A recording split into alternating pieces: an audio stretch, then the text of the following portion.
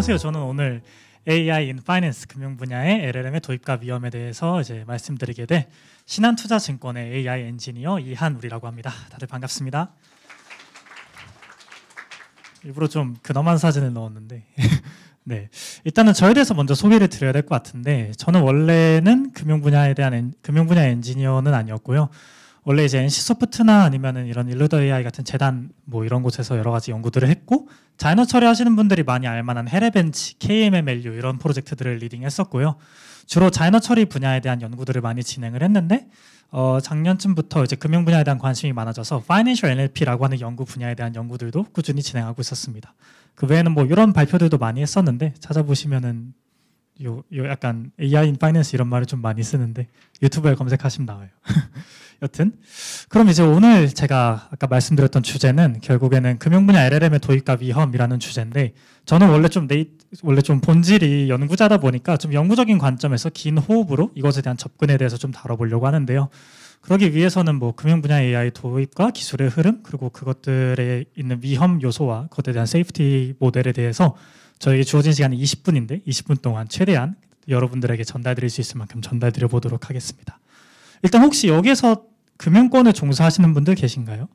거의 없을 텐데 네, 별로 없죠. 그러다 보니까 저는 일단은 오늘은 금융이라는 거대한 분야 안에서도 증권이라고 하는 분야, 증권사라는 회사에 대해서 얘기를 할 건데 증권사가 무엇인지부터 여러분들에게 말씀을 드려야 될 것 같아요. 요즘 다들 많이 주식 투자를 하시지만 증권사란 본질적으로는 여러분들이 알고 있는 유통 도소매업이랑 다를 바가 없습니다. 증권사가 하는 일은 투자자에게 금융상품을 파는 일이에요. 그래서 되게 간단하죠. 이 투자자는 여러분들 같은 리테일 소비자들도 있고 법인 이제 고객들도 있고 여러 가지 고객들이 있지만 어찌 됐든 저희가 하는 일은 짧게 설명하자면은 금융상품을 파는 일이고요. 그러고 나서 그 판매를 하기 위한 창구들이 있는데 컴퓨터로 트레이딩을 하시는 분들은 웹에 있는 웹 트레이딩 시스템이나 아니면 프로그램으로 있는 홈 트레이딩 시스템을 많이 쓰시겠지만 일반적인 리테일 투자자들 입장에서는 이런 MTS, 모바일 트레이딩 시스템이라고 하는데 여러분들이 쓰는 증권 어플을 MTS라고 합니다. 그럼 이 MTS라는 거는 결국 투자자들이 모바일 어플을 통해서 쉽게 금융상품을 거래하기 위한 거예요. 근데 이게 결국에는 이제 단적으로 얘기하자면은 금융상품의 쇼핑 앱이라고 말할 수 있는데요. 그렇지만 이게 금융상품의 쇼핑 앱인 건 맞는데 금융이라고 하는 것의 본질을 생각해 봤을 때는 쇼핑앱과 조금 다른 점이 있습니다.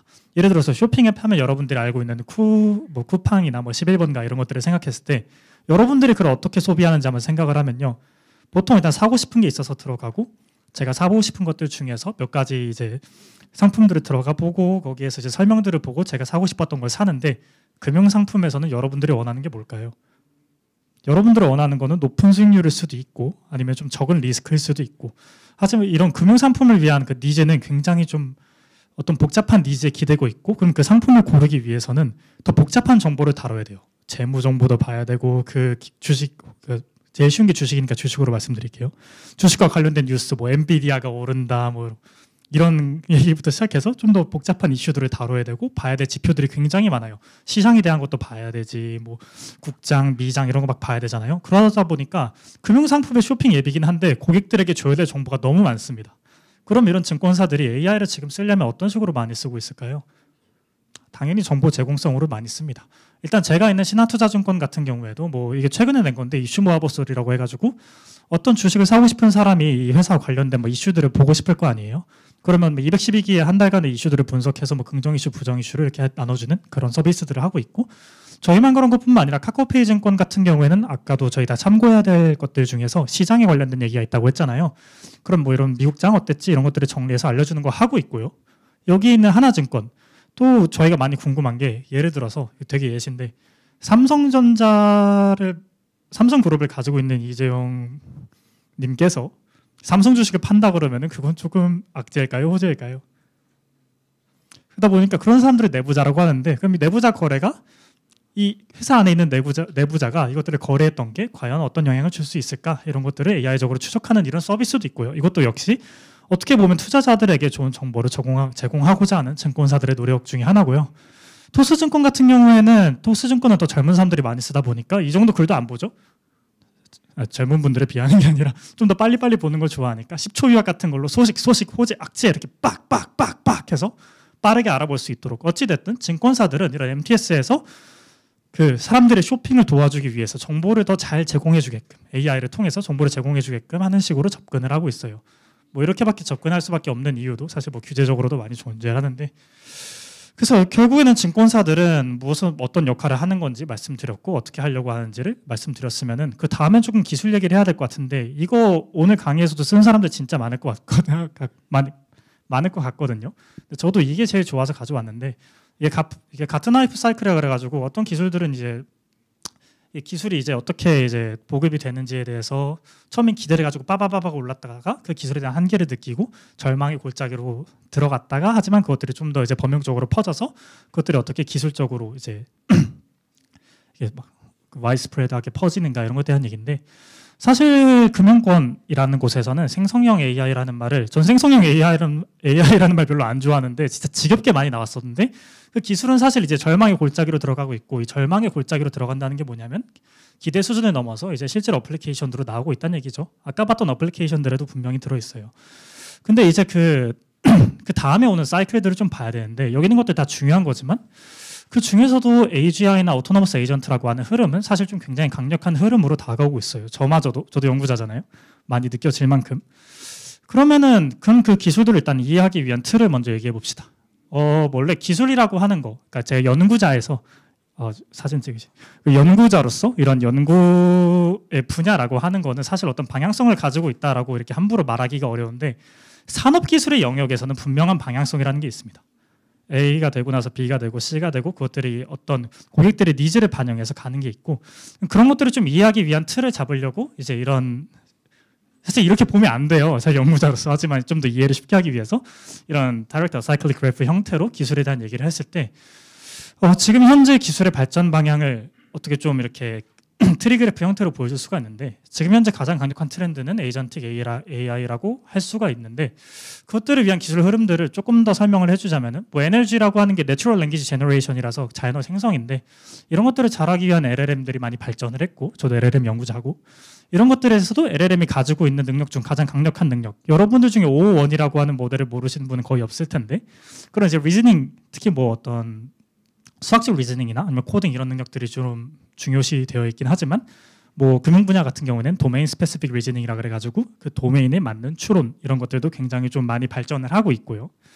MMLLM 쓰는 멀티모달리티인데, 결국에는 이제 예전에는 LLM이 텍스트 인풋 텍스트 아웃풋이라는 것에 많이 갇혀 있었다면은, 많은 기술 스택들이 여러분들 뭐 지금 챗GPT 쓸 때 이미지도 넣을 수 있잖아요. 그래서 이런 여러 가지 멀티모달 인풋 아웃풋들이 지원이 되고, 그다음 오티마이제이션은 이것도 되게 중요한 건데, 뭐 리즈닝이라고 하는 거, O1이라든가 아니면 최근에 나온 리즈닝 애들은 토큰 제너레이션이 엄청 많습니다. 이런 걸 뭐 인퍼런스 스케일러라고 하는데, 옛날에 저희가 챗GPT 쓰면서 눈에 보이는 그 아웃풋이 아니라 이만큼 한 다음에 문제를 막 풀어요. 저희들이 찾을 수 있는 액션 스페이스들을 막 제너레이션 해야 되다 보니까 실제로 그런 것들을 API 비용으로 감당이 안 되겠죠.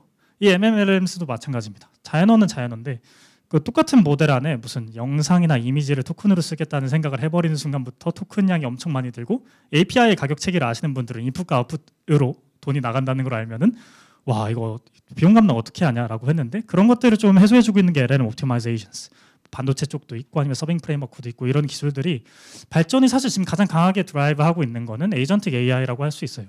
이 에이전틱 AI가 뭔지도 여러분들도 많이 아시겠지만, 어떻게 보면 좀 우리가 알고 있는 에이전트 그 자체입니다. 뭐 인식, 추론, 행동, 학습, AI가 자율적으로 데이터들을 받아보고 추론하고 행동하고 그것을 통해서 피드백을 주고 하는 이런 에이전트라고 하는 것들이 굉장히 강력하게 좀 지금 기술들을 드라이브하고 있고, 특히 이런 것들을 좀 더 Financial NLP, 금융 NLP, 금융 자연어 처리라고 하는 분야에서 좀 더 바라보자면은, 혹시 Financial NLP라고 하는 연구 분야를 아시나요?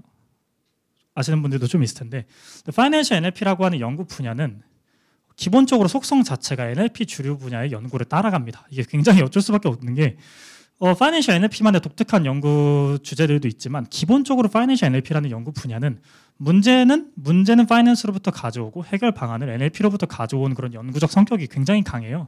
이런 성격을 가지고 있으면 당연히 NLP 주류 분야의 연구를 따라갈 수밖에 없겠죠. 저희들이 봤던 문제를 더 좋은 NLP 기술로 해결할 테니까. 그럼 그 생각을 가지고 이 에이전틱 AI를 바라보면은, 결국에는 얘네도 이제 그 흐름을 따라간다는 거죠. 특히 뭐 최근까지 강력했던 아까 말씀드렸던 멀티모달리티의 흐름, 여러 가지 인풋, 여러 가지 아웃풋, 특히 뭐 이런 금융에서는 좀 더 시계열이라든가 테이블 정보 이런 것들이 되게 중요하게 다뤄지겠죠. 당연히 여러분들 들어가면 다 그래프 뭐 테이블 이런 거 나오잖아요. 그다음 리즈닝 역시 중요한 게 아까 말했던 멀티모달리티 측면도 그렇지만 뭐 여러 가지 수치적 자료들이 굉장히 많이 나오잖아요. 이런 것들도 다뤄야 되고 그런 것들을 좀 수학적으로도 접근할 줄 알아야 되고 그런 어떤 파이낸셜 리포팅이라고 하는 어떤 애널리스트들이 어떤 문제에 접근하는 그런 리즈닝 방법도 모아서 할 수 있어야 되고 론 컨텍스트라고 저는 말을 했지만 금융 쪽이나 아니면은 자녀 처리 쪽은 레그라고 많이 생각을 하는 어떻게 보면 굉장히 많은 문서를 다뤄야 되는데 이것들을 다 그대로 넣어버리려면은 기술적으로도 어렵고 비용도 많이 드니까 리트리버라는 게 필요한 문서를 가져오는 게 레그죠. 이 모든 것들이 합쳐진 것들이 결국에는 이런 기술적 흐름은 에이전틱 AI라고 하는 강력한 흐름으로 이어져서 그쪽 방향으로 가고 있다라고 하는 흐름을 이제 내부적으로 굉장히 많이 느끼고 있고 이런 것들을 좀 금융이 아니라 AI라는 분야는 흐름을 따라가지 않으면은 사실 고립이 되거든요. 그래서 이런 흐름들을 느끼고 있다고 보시면 됩니다. 특히 아까 말씀드렸던 그런 흐름들을 파이낸셜 NLP의 발전 방향에 시야에서 바라봤을 때는 약간 이런 스텝들로 볼 수가 있는데요. 여기 보시면은 이게 전부가 아니라는 걸 표현하려고 이렇게 좀 넣어두긴 했는데 어찌 됐든 초기야 한 2020년쯤 뭐 저도 이제 한 초창 그런 AI를 했던 초기 시절에는 클래시피케이션, 감성 분석 이런 것들 막 많이 했었고 문서 분류, 그다음 제너레이션으로 갔을 때 문서 요약 스타일 변환 이런 것들을 생성형 AI라고 불리는 그런 이제 내추럴 랭귀지 제너레이션으로 많이 시도를 했었지만 이제는 이제 그 다음 단계들로 기술들이 많이 넘어가고 있어요. 리즈닝, 도메인 특화 추론, 아까 말했던 파이낸셜 리포팅을 하려고 한다면은 그런 파이낸셜 애널리스트나 아니면 적어도 기자분들이 접근하는 어떤 그 사건이 일어났을 때 그게 금융적으로 어떻게 영향을 미칠지 체인으로 들어가는 그런 리즈닝적 사고. 뭐 예를 들어서 뭐 기준금리가 높아졌을 때는 어떤 일이 일어나서 결국엔 이 주식까지 어떻게 영향을 미친다라고 하는 그런 도메인 특화 추론, 수학적 추론 등등들이 이제 이런 것들이 많이 사용이 되고 좀 더 넘어가서는 이제 아까 말했던 에이전트에서는 뭐 크게 두 가지로 보자면은 싱글 에이전트라고 해서 특수 목적 챗봇 같은 형태가 될 수도 있고 아니면은 그 LLM이 자기에게 필요한 도구들을 막 호출하면서 원하는 결론까지 가는 그런 구조. 그다음에 더 넣어가서 아니라 넘어가서 에이전트 혼자서는 모든 펑션 콜과 모든 기능을 다 할 수 없으니까 에이전트 협업 구조를 통해서 저희들이 원하는 파이낸셜 NLP의 목적에 맞는 어떤 목표를 이루기 위해서 에이전트 간의 협업 구조를 만들 수 있는 이런 흐름으로 기술들은 이어져 가고 있습니다. 근데 이제 기술 방향은 그 기술은 이제 어찌됐든 저는 지금까지 말씀드린 게 기술의 방향이 있다라는 건데 근데 기술 방향 자체가 서비스는 아니죠. 결국에 서비스라고 하는 거는 그 서비스를 향유하는 사람들의 니즈에 따라가게 돼 있는데 그런 것들을 이제 벡터라고 표현했을 때 이 금융 서비스의 벡터라고 하는 거는 금융 소비자가 원하는 예를 들어서 요즘 금융 소비자들이 원하는 거는 뭐 좀 더 약간 잔인한 얘기긴 하지만 국내장보다는 미국장이 요즘 인기가 훨씬 많은데 미국장에 대한 접근성을 높이고 싶다. 난 미국장에 더 투자를 하고 싶다 이런 니즈가 생기고 그것에 맞게 우리들은 서비스를 만들어야 되니까 결국에는 기술이 발전하고 이런 니즈가 높아지는 것을 동시에 충족할 수 있는 이 벡터 간의 결합으로 나타나는 그 어떤 방향에 따라서 결국에는 이것들은 원하든 원하지 않든 저 같은 이제 엔지니어 리서처들은 그 방향에 맞게 서비스들을 준비하고 서비스를 출시하고 고객 만족과 기술적 방향을 전부 이뤄가고 있다 그리고 이뤄야 한다라는 점에 대해서 말씀을 드립니다. 그래서 이것도 제가 말씀드렸다시피 의도한 건 아니지만 결국에는 신한투자증권 제가 있는 AI 솔루션부가 보시면은 올해 6월에 처음 생겼고요. 저도 9월이나 들어왔는데 처음에 막 초기 인프라 세팅하고 뭐 할지 얘기한 다음에 11월쯤부터 일을 시작해서 한 달에 하나씩 서비스를 출시하고 있어요. 미친 속도죠. 근데 이런 것들도 저희들도 의도하지 않았지만 그 내부적인 역량의 이제 발전과 인프라의 여러 가지 인프라가 깔리는 거에 따라서 저희도 사실 그런 구조를 따라가고 있어요.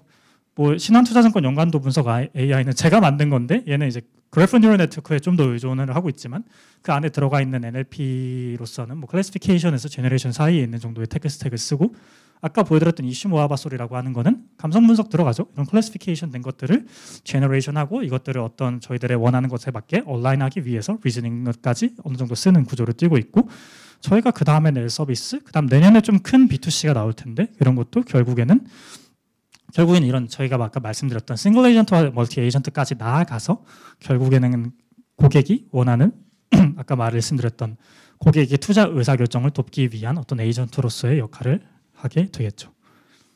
그래서 열심히 하고 있습니다. 근데 여기까지는 다 흐름이고 다 좋고 좋은데 그럼 결국에는 저 생각은 뭐 다들 생각을 좀 하면 할 수 있는데 그럼 무슨 문제가 있냐에 대한 얘기를 좀 해봐야 될 것 같아요. 다 되면 너무 좋겠지만 리즈닝부터가 조금은 사실은 그렇게 쉬운 부분이 아닙니다. 리즈닝은 되게 강력한 툴이고 저도 되게 좋아하거든요. 저 리즈닝 벤치마크 같은 것도 막 만들고 막 그러는데 금융에서는 기술이나 규제 부분에 문제가 있어요. 이게 좀 더 규제 부분에 대해서 얘기까지 드리려면은 시간이 좀 애매하니까 조금 더 기술적인 얘기를 하자면은 금융에서의 도메인 스페시픽 리즈닝이라고 하는 거 말씀드렸죠. 주로 애널리스트의 사고 흐름과 비슷한 그런 리즈닝은 LLM 리즈닝이라고 하는 것의 기술적 한계랑 파이낸셜 도메인의 한계가 있어서 어느 정도 좀 잠재적 위험이 존재하는데 그게 뭔지 좀 자세히 봅시다. 언어 모델의 추론이 여러분들도 아시겠지만 일단 이 논문 Procedural Knowledge in Pre-training Drives Reasoning in Large Language Models라는 논문에서 나온 어휘로 말을 하자면은 언어 모델이 학습하는 거는 Factual Knowledge랑 Procedural Knowledge가 있어요.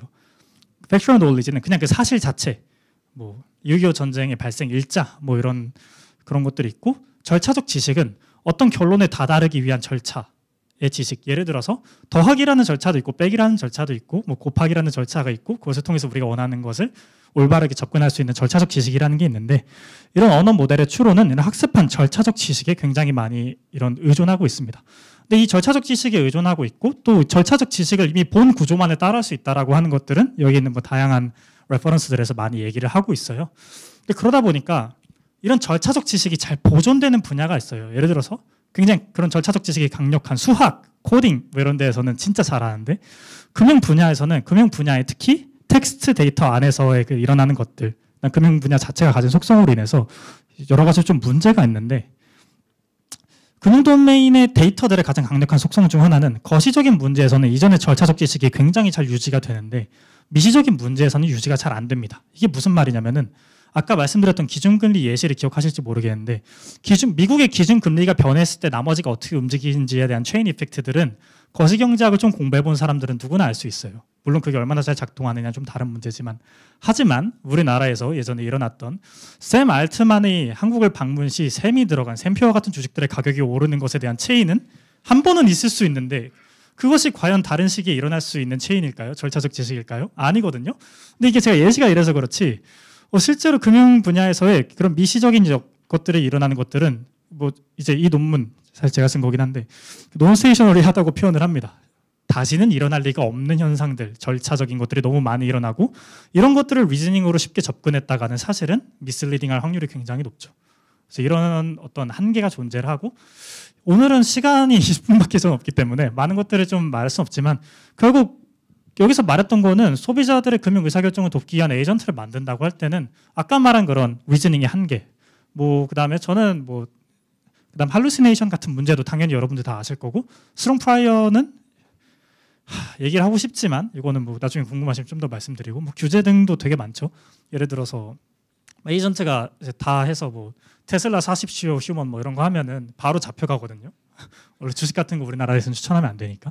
그러니까 결국에는 아까 말했던 그런 에이전트라고 하는 거대한 방향성에도 불구하고 이런 기술적 한계랑 규제적 한계, 규제적 한계도 굉장히 큰데 그래서 결국에는 여기 안에서는 진정한 의미의 오토노머스 에이전트가 있을 수도 없고 있어서도 안 되게 되어버렸지만 이 안에서도 중요한 거는 결국에는 아까 말했던 그 미묘한 리즈닝으로 닿을 수 없는 영역을 인지하고 그것을 그 다음에 규제적인 영역을 인지하고 그 미묘한 줄타기 속에서 기술 개발과 그런 기획을 해야 된다는 좀 아주 어려운 문제를 모든 증권사들은 마주하고 있거나 곧 마주하게 될 거란 겁니다. 저희도 지금 많이 머리가 터지는데 그래서 그것들을 좀 안전하게 하기 위해서는 뭐 에이전트들의 능력을 뭐 한계도 두고 어떤 역할도 한계를 둬야 되겠지만 그 외에도 좀 테크니컬하게 접근할 수 있는 건 역시 세이프티 모델이라는 모델이 있고요. 아까도 말씀드렸다시피 모든 게 적용된 건 에이전트 서비스인데 저희는 에이전트가 들어간 게 아직 없기 때문에 했다는 게 아닙니다. 제가 하고 있는 건데 그래서 그 중에서도 좀 어떻게 여러분들에게 도움이 될 만한 구조가 없을까 하다가 지금 제가 하고 있는 것들을 하나 가지고 왔어요. 아까 말씀드렸던 그 모든 오토노머스 에이전트들이 만들어낼 수 있는 문제는 금융 소비자의 권리를 침해할 수 있다는 한계 안에 존재하는데 그럼 그런 것들을 최대한 만들지 않기 위해서 여러 가지를 쓸 수 있는데 일단은 이런 에이전트가 뭐 챗봇일 수도 있고 챗봇이 아닌 구조들도 있지만 여러분들이 생각하는 가장 일반적인 접근이 챗봇이니까 챗봇이라고 생각을 했을 때 챗봇 유저는 유저 인풋을 넣었는데 유저 인풋 안에서도 어떤 그런 여러분들 뭐 챗GPT 제일브레이킹 하려고 막 여러 가지 시도하잖아요. 막 이전까지의 모든 지시는 있고 너는 지금부터 뭐뭐다 막 이러면서 막 하는 그런 시도들 같은 것들을 1차적으로 막아야 돼요. 왜냐하면 저희들은 이미 더 해드리고 싶지만 더 해드릴 수 없는 어떤 벽을 치고 그것들을 만들어놨기 때문에 그것을 넘어가지 않도록 유저 인풋을 컨트롤할 수 있는 그런 기술이 기반이 있는데 가장 대표적인 시도는 라마가드나 아니면 네이버에서 했던 SRM에서 가디언 같은 그런 유사한 세이프티 모델들을 통해서 필터를 좀 1차적으로 하는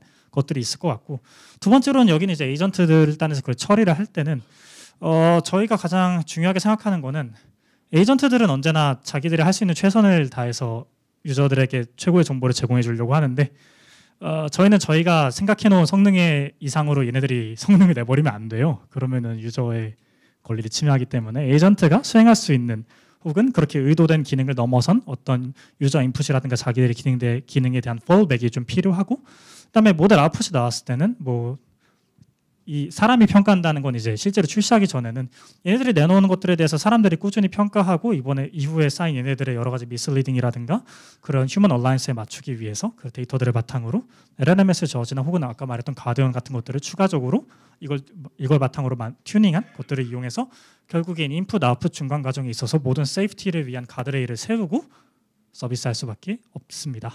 라는 얘기를 드린 겁니다. 시간이 이제 얼마 안 남았네요.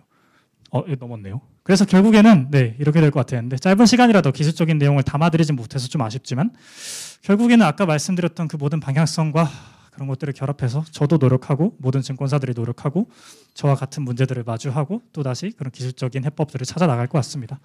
그래서 여기까지입니다. 감사합니다. 예, 감사합니다. 예.